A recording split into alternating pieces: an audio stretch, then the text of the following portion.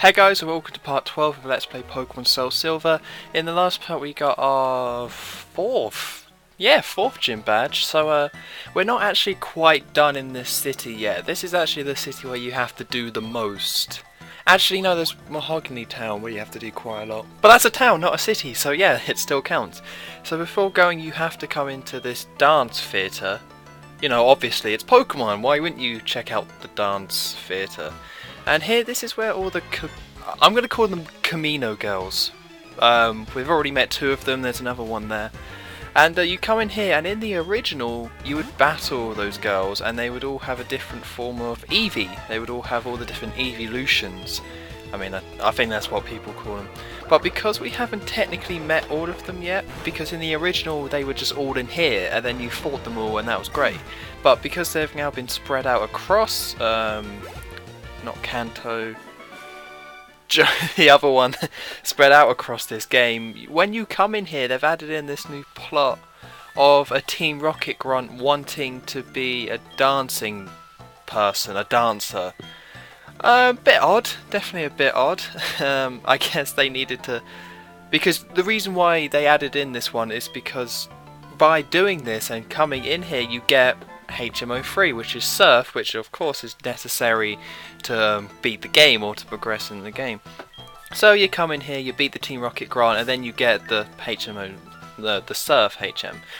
And in case you're wondering, yes, it is stupidly easy to get all the HMs in this game. In the original, coming in this place and taking on all the evolutions was really difficult, if I remember correctly. Because even though they were all separate trainers that had one Pokemon, I think they were a decently high level, so it was actually quite tricky fighting them all. So yeah, so you do have to actually, yeah, but I think we will come back here later on in the game, but for the meanwhile we just take on one Rocket Grant, get the HM Surf, and that's all we can currently do in this city. So, and of course I'm going to teach Surf to Mega Dude. I think we can actually already use Surf if we wanted to. So if we really were inclined, we could go back to the cave, Mount Mortar, where I got Mega Dude, and actually Surf that way. And in fact, if this was the first time playing the game, that would probably your first instinct might be to do that. But that's actually the wrong way to go. You want to take this left and go this way. And in this route, we're going to find something. I'm not too sure. Here's the confusing thing. This is one of the legendary dogs that we saw in the Burnt Tower. Raikou, I believe his name is. And I'm not too sure if you're always meant to encounter this Pokemon here, or if it's just I got lucky, because the thing is my emulator crashed, so I had to reload a save state. And when I came here, like the first time I came here he was here, and the second time I came here Raikou showed up as well. So I mean, I did the exact same thing, so I don't know if you're always supposed to meet Raikou in this route, or one of the legendary dogs. I'm going to say you probably are meant to meet one of them, just so you know that's how they work. And I thought, you know what, I've seen the legendary Pokemon, let's check out the Pokedex, which this version of the Pokedex is 250 so Pokemon. Yeah, so it's actually all the original Pokemon from the first game, and then there are 100 or so new Pokemon that they added. And I was kind of confused because this is something called a roaming legendary, which means that it travels across the land searching far wide, bound. No. Yeah, it goes across the whole of this region, and at one time it will be in a particular route. So you go to that route and you find it. And I got kind of confused because it doesn't, for some reason it doesn't show its location in the Pokedex. What you got to do is go on the town map, and then it will show its location. And I will try and catch the two roaming legendary dogs, because one of them isn't roaming in this game, even though it was. I'll talk about that a bit later. But for now, it's like they're level 40, it's a big hassle. I've still got a lot of gym badges and kind of stuff to do, so yeah, in a later part I will track down those two legendary Pokemon and catch them. Because in Pokemon White I bothered catching Thundurus, which was a massive pain, but for now, you know, I'm just going to continue on this route. And this route, I don't know if it's anyone else, but I always find this route really like difficult or pretty tricky. The Pokemon in this route, or the trainers that you fight, are actually a lot tougher than you think they would be. Now I don't know if that's because there's so much you can do in the city that we were just in, or what, but there is actually quite a lot you could do, so I always kind of have a hard time with these Pokemon. Obviously not with Dodo. No one's going to have trouble with Dodo. Dodo is such a weird Pokemon because it's not a Pokemon anyone really uses. I think Dotrio actually isn't that bad because it has stupidly high attack, but it's just a weird one. It's pretty much an ostrich with 2 heads, and it's brown, and that's it. Boom, Dodo, and it's a normal flying type. And the crazy thing is that it doesn't even look like it doesn't have wings. It just doesn't have wings at all. So it can learn fly and still fly, and it is a flying type, but it doesn't have wings. And I don't know what defines a bird as a bird, but I haven't seen many birds without wings. Even penguins have those stupid flippers. But Dodo is just like fuzzy all over. I don't even know if it has feathers. But it's definitely one of the odder Pokemon in this game. Or from the first gen anyway. And yes, you can catch Magnemite here, just throwing that out there. I thought I'll check this out. Really didn't need to show this battle, because Magnemites are annoying to fight. They're just really annoying. Even though I have E-Rock, which is rock type, that should wipe the floor with this Magnemite. Like, it should be no contest here. Thanks to E-Rock being slow and supersonic, this random battle, or this random Pokemon encounter took a lot longer than it probably should have done, really. Yeah, although there was no chance I was going to lose, because E-Rock is he's a pretty tough guy. He's pretty tough. But yeah, I would get Magnemite, but I think I've already talked about Magnemite before. But I already had one in my Pokemon Emerald LP, so I don't really want to get one again. And even though I'm not really having... the fluff isn't as that good. I remember the Mare Reap and that set of evolutions being really good when I first played the originals, and even when I played through Heart Gold, it was really good. But for some reason, playing through this one, it's just not that good, really, in general.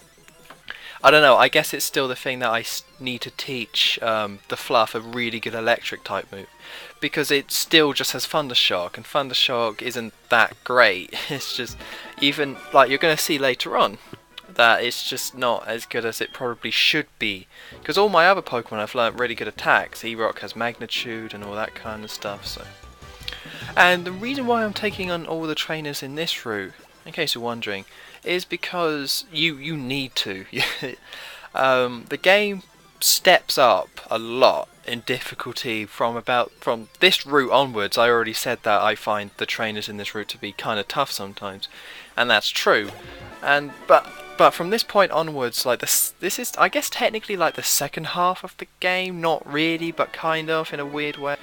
I mean, we've already got 4 badges, so it kind of is. And from this point onwards, it's gonna get a lot harder because, well, I don't want to give too much away, but pretty much the way the game is structured, you need to fight every single trainer to have your Pokemon be a high enough level to defeat the next gyms. And again, I don't want to give anything away, but it's really crucial. If you skip any trainers here, then, I mean, I'm going to skip some trainers in the next part, so this is kind of embarrassing that I'm saying this, but whatever.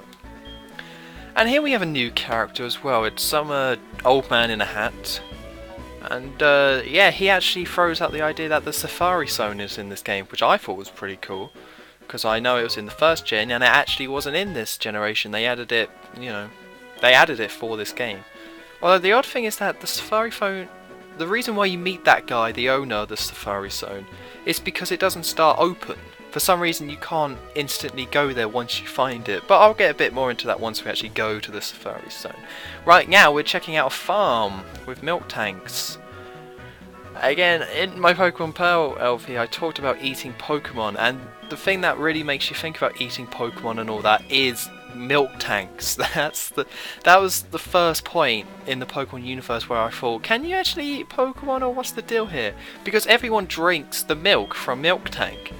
And I don't know, my first instinct to hearing that is like, oh, that's kind of gross. It's kind of gross that people drink moo moo milk from milk tank.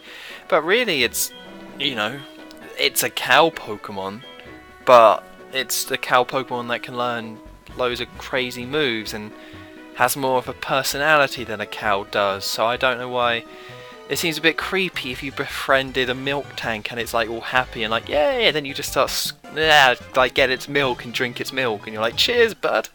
and it's like, you're like, yeah, cheers, buddy. That's a good one. You know, it's like if you had a dog. Like if a dog in real life could make milk, would you drink its milk all the time? Even if it was nice and there was nothing wrong with that, like, you know, it was nice.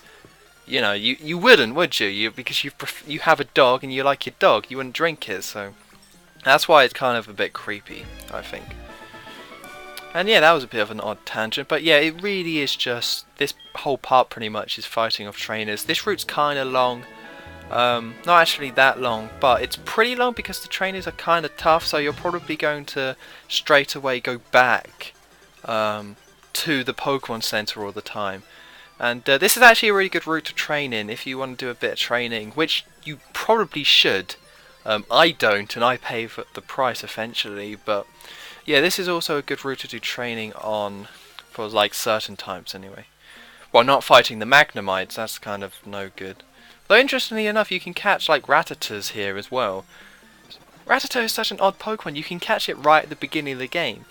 Rattata, I reckon, has to be the Pokemon that's in the most patches of grass. And again, over all the games, like 1st to 5th gen, over all of them, I would reckon Rattata is the most common. Maybe Pidgey, but I reckon Rattata is. I mean, I don't know if you guys out there have an opinion on this, or actually can go through, would actually like to go through every single game and every single route. God, that would take forever. But my guess would be Rattata. I can't think of another Pokemon that appears in so many patches of grass, or is as common as it is. I mean, it would be far too much work to actually figure that out, but it's got to be something from the 1st gen. Because all the 1st gen Pokemon is in this game, and the original, and the 3rd one, and the 4th one. So it wouldn't be any in the 5th gen. It wouldn't be like Weedle or Caterpie though. I don't think they would be. Yeah, I'm going to say Rattata. I don't know. I think you can catch them in this route. I don't know. But we're actually almost at the end of the route. So if you say when fighting one of these trainers, your Pokemon is really weak, then you just go on ahead. Honestly, that's the best thing to do, because the Pokemon Center it's like right there. This is the last battle I'm going to do. I'm going to smash in some Pikachu with my Magnitude. I think that rhymes. Geodude, Pikachu, Magnitude. Yeah, sure they all rhyme. I think Pikachu rhymes, but whatever, who cares. Yeah, because I thought, well, I sometimes like to check out what Pokemon are in each route. Like, I sometimes like to check that out. I'm not very consistent, because I would like to show what Pokemon you can catch in every single route. But I'm not Chugga Conroy. I'm not going to waste my time with details like that, especially if there's no real Pokemon of interest in a route, and it's kind of a bit boring, you know. So yeah, I try and have a look, because also I'm still looking out for that 6th party member. At this point in the game, and at part 12, you really don't want 6 Pokemon in your team. So that's why ultimately I'm not going to catch any Pokemon. But I'm still keeping my eye out for any Pokemon that I might be able to catch, you know. But yeah, Satan is at the door talking about this, and I think that's kind of weird. Your character had like an exclamation point above his head, and for some reason that looked a bit odd. I don't think that really happens that much. I mean, if Satan walked out of the gym, I would be surprised, but I don't know. So yeah, it's the end of the part, so next time in Let's Play Pokemon SoulSilver, we will do whatever we can do in this city. So yeah, see you for the next part.